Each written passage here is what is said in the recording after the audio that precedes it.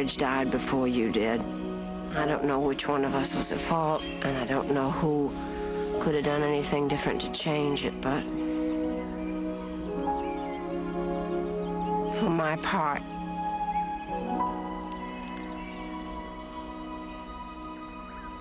I am truly and deeply sorry.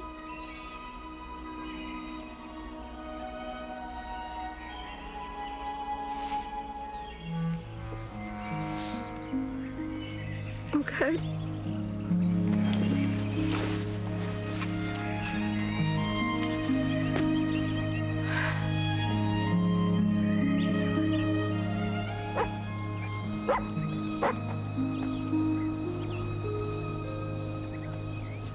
I'm back, Mother. Good, I'm all ready. I'll be right there.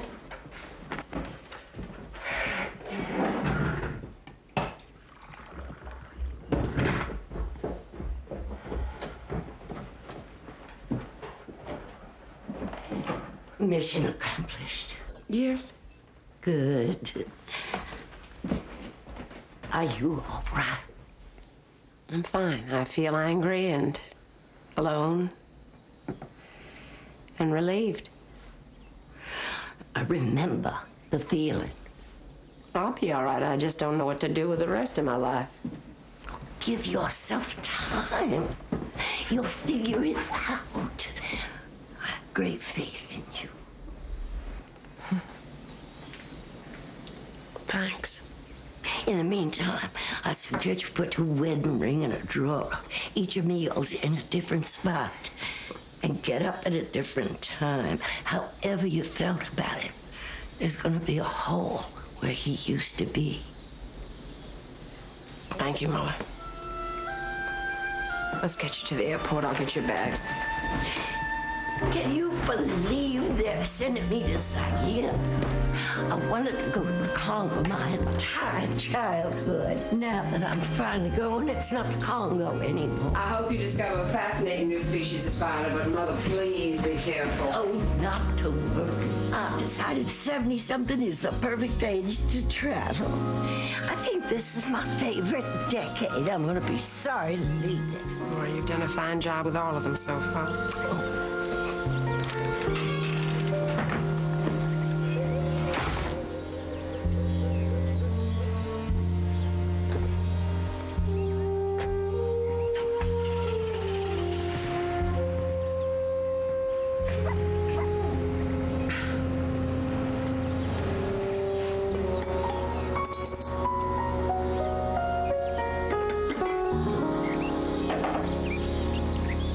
I don't know why you and Harry keep it up, visiting each other twice a year. Houston every spring, down here every September. I love her. I know. We go way back, Harriet and I. But you two don't seem to have that much in common anymore. We have our childhoods in common. We were girls together at boarding school. She's my oldest friend. What's your problem with her? Why don't you like her? I don't dislike her. It's just that she's so perfect. Everything's got to be so-so. Her hair, her nails, even her shoes and purse match. You have to go beneath the surface with Harriet, Katie. She's very dear to me. Well, you sure you want to give all his clothes away? Yes. I'm giving these things to George so he'll have something of his father's, but the clothes are going. Well, somebody gonna think it's a lucky day when they find these suits at the thrift store. Well, I hope they make somebody happy. I want to get all new linens for this room and make it into a guest room and lighten it up. Get some new wallpaper. That would be nice.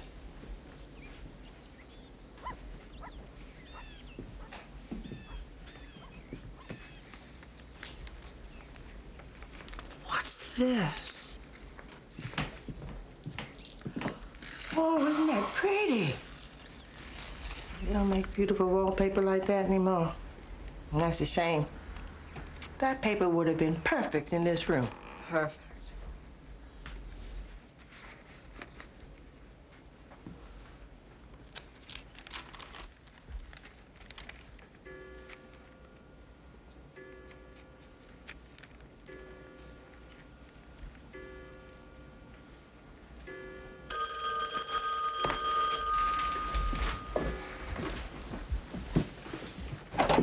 Hello? Guess what? You're pregnant. Bite your tongue. You've entered a convent. I bought a gun. You what? I did. I bought a .22 caliber double action nickel-plated Smith & Wesson pistol. I don't believe it. Why would you do a thing like that? Oh, honey, you don't know what it's like down here.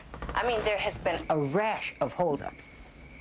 And these creeps follow women home from the mall and attack them in parking lots. It's not like they just rob them. They shoot them so they can't identify them afterwards. No, I mean, it's crazy. Nobody's wearing any jewelry or anything. So now you're Annie Oakley? What does Knox think about his wife packing a pistol? You know Knox. He probably thinks it's cute, you know.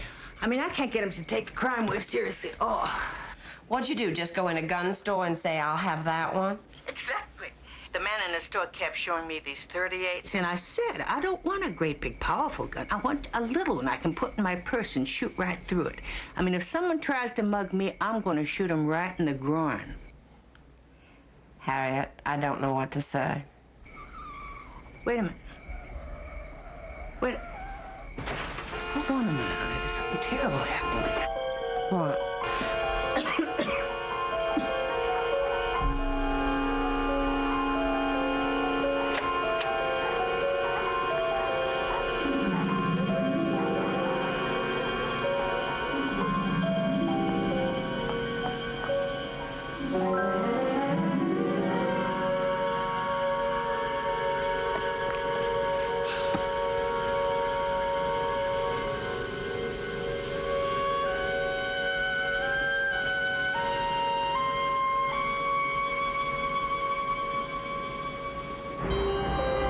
I don't know if my father ever achieved success by his own standards, but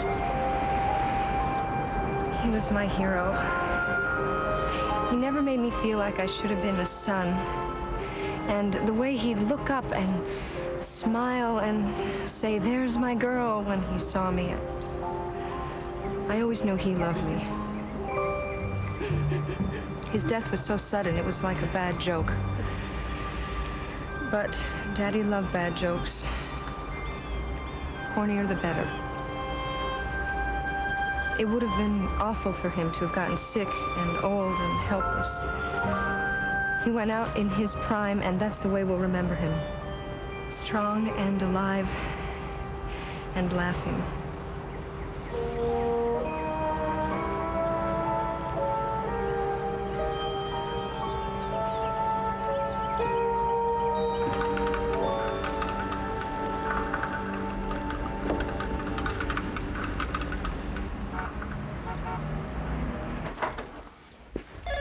This is Cahill. Come on in. How are you? Just fine, thank you, Mr.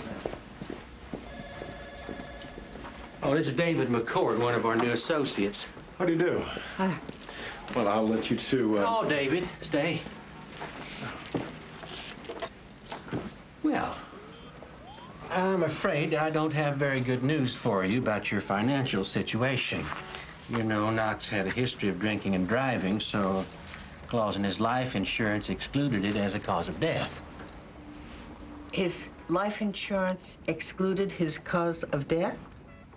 Well, basically, that means that Knox died with no life insurance, in effect, leaving you in a situation. I'm sorry, I don't understand. Well, in the past, your expenses pretty much equaled your deposits. Well, naturally. That's how Knox settled on the amount of money he gave me to run the house. Yes, but now your expenses are continuing and your deposits are not. Miss Cahill, if you are careful, your husband's investments and interest should last you about 10 years. That is, if you cut your expenses by half. Cut my expenses in half? Or sell your house. Or get a job. In the meantime, I suggest that you eliminate anything that is not absolutely essential. Mr. Burnham, I don't know how much Knox has paid you all of these years, but if he'd had any idea how you were going to treat me the minute he was gone, he wouldn't have paid you a dime. Well, now, don't be upset. I'm doing you a favor. You can't afford us anyway.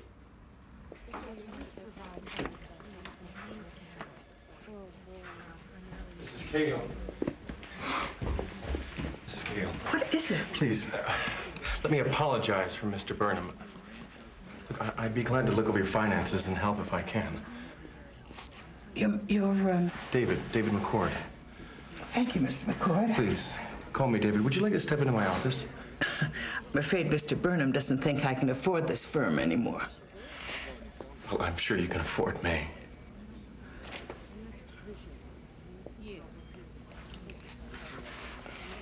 Are you new to Houston, David? Yes, I am. It's just this way.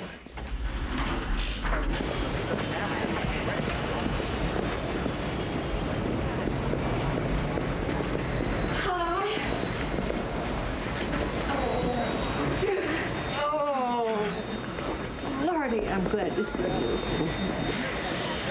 You're really here? I am. Well, I didn't wear any jewelry as instructed. No, that's good. That's very good. I know you think I'm exaggerating, but honey, it's a job. You can wear these earrings. These aren't real. You can wear a watch if it's not one of those fancy ones. Now she tells me. How you holding up, honey? I must say the world seemed more user-friendly when Knox was here. I don't know. I just feel like I've lost my job. Wife. And I'm starting to jump at my own shadow. What about you? Oh, I'm taking it a day at a time.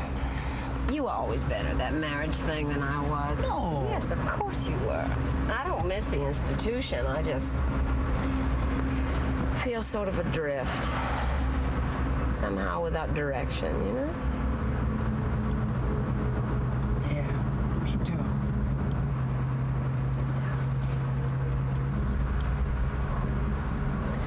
There's a hurricane warning tonight. You're kidding. Doesn't look like it. Welcome to Houston.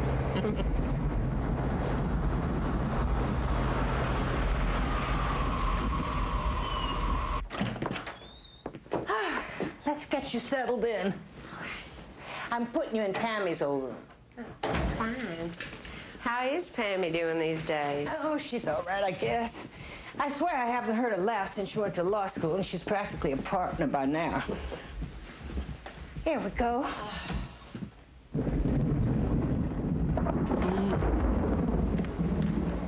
These are the absolute essentials for survival. Margaritas, candles, chocolates. I forget. Tell me again, why do we sit in a bathtub during a hurricane? When a house blows down, whoever is sheltered by the bathtub is the one that survives. That makes sense. Well, here's to us, best friends. Through good times and hurricanes.